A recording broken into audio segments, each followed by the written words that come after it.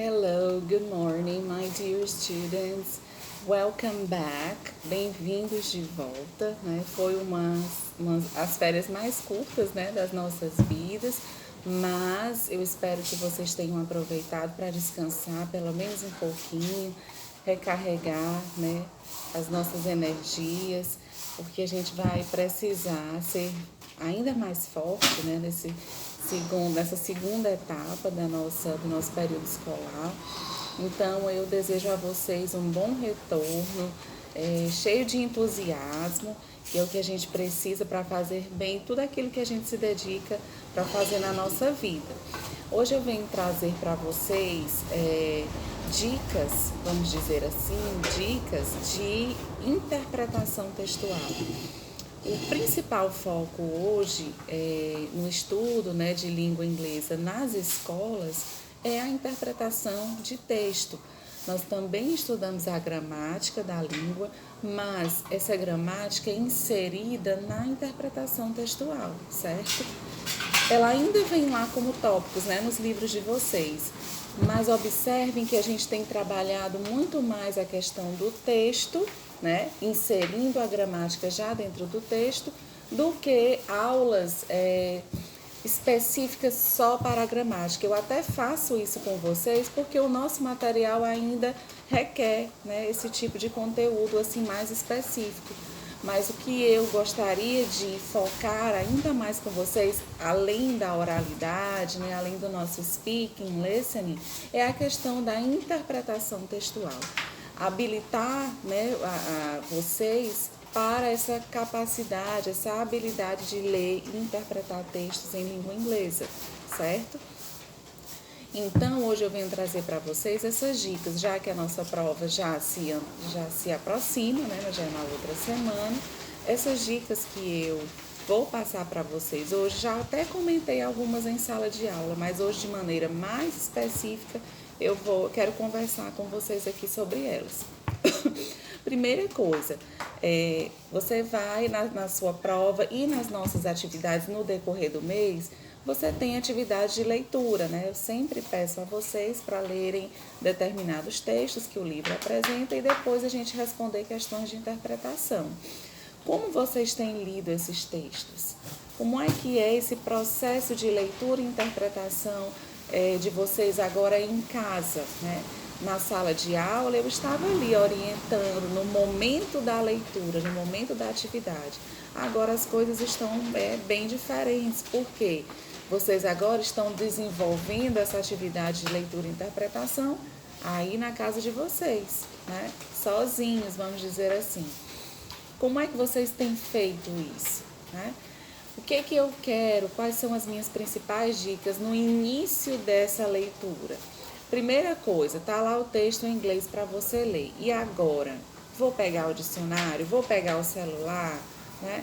Não. A minha resposta é não. O uso do dicionário não é condenável, né? O dicionário ele é uma das ferramentas para nos auxiliar nesse processo de leitura, tá bom? É interessante você saber que há outras formas, outras ferramentas, estratégias que nos auxiliam durante esse processo de leitura e interpretação. Então, o dicionário é apenas uma delas, ok? O que eu quero que vocês façam no momento daquele primeiro contato com o texto, tá bom? O texto está ali diante de você, você vai passar os olhos sobre esse texto, tá bom? Observa todos os elementos que compõem esse texto.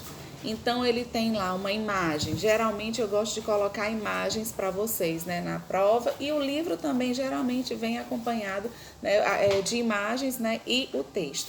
A imagem é um componente do texto. Ela não está ali por acaso, certo?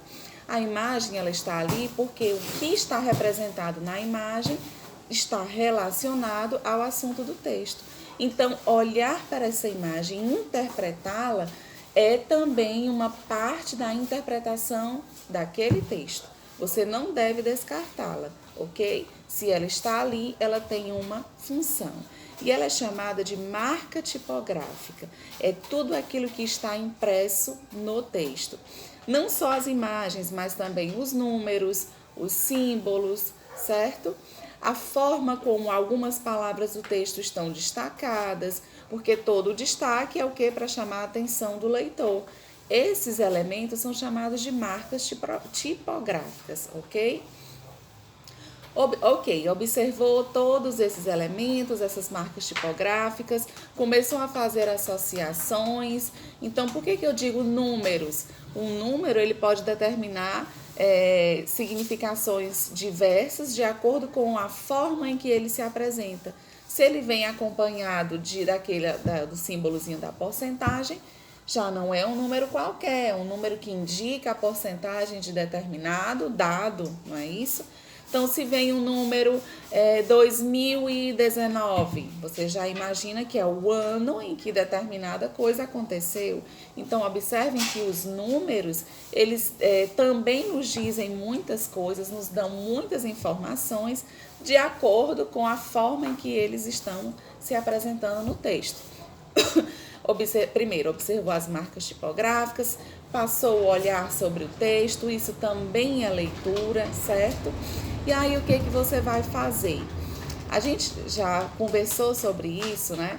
Sobre a identificação de umas palavras que têm um nome bem esquisito, que são as palavras cognatas. O que são essas palavras cognatas? São aquelas palavras que quando você olha para elas em inglês, você automaticamente já consegue identificar o significado delas, porque elas são tão parecidas, né? Eles têm uma grafia tão semelhante a palavras que você já conhece em português, que você já consegue detectar ali o significado dela na hora, ok?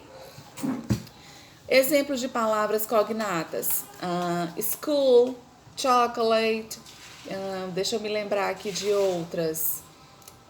Me faltou agora aqui, né?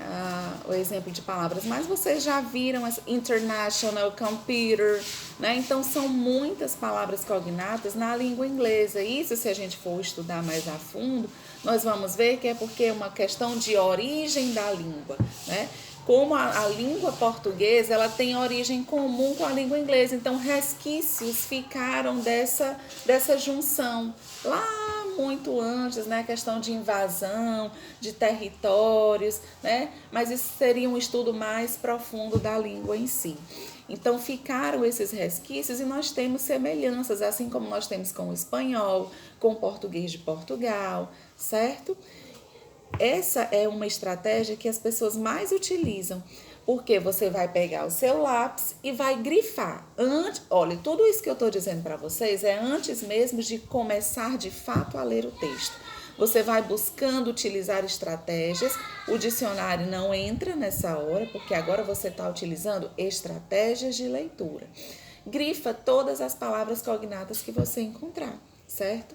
Depois que você identificar todas, você vai visualizar como aquele texto tem informações que você consegue perceber sem estar todo o tempo indo e voltando no dicionário. Essa leitura de ida e volta no dicionário, volta no texto, é cansativa e ela pode ser também frustrante, né? Porque você vai se cansar e vai interromper o seu raciocínio a todo momento. Não é esse o nosso objetivo. Então, hoje eu quero que vocês tenham em mente essa identificação geral do texto. Depois, vocês vão analisar as marcas tipográficas desse texto, imagens, símbolos, se tem palavras em negrito, se tem palavras em itálico, né? E a questão das palavras cognatas, porque elas também vão auxiliar na sua interpretação textual. Certo? Outra coisa, tudo vai depender do objetivo da sua leitura. Você tem o objetivo de buscar apenas algumas informações específicas, você vai fazer uma leitura um pouquinho mais detalhada e de partes do texto que interessam a você. Então, tem lá uma questão na prova pedindo o ano em que determinado evento aconteceu. Aí você identificou que lá no terceiro parágrafo tem o ano de 2010, né? E aí você vai lá, foca os seus olhos no terceiro parágrafo, porque aquela informação que você precisa está lá, ok? Outra coisa que eu quero que vocês tenham em mente é, não, meu objetivo não é informações específicas, eu quero apenas saber qual é o assunto geral do texto. Para saber qual é o assunto geral, você não precisa focar tanto, né, em partes específicas do texto. Você vai correr os olhos sobre o texto, faz aquela leitura geral, certo? Então, para essas duas estratégias, elas têm um nome.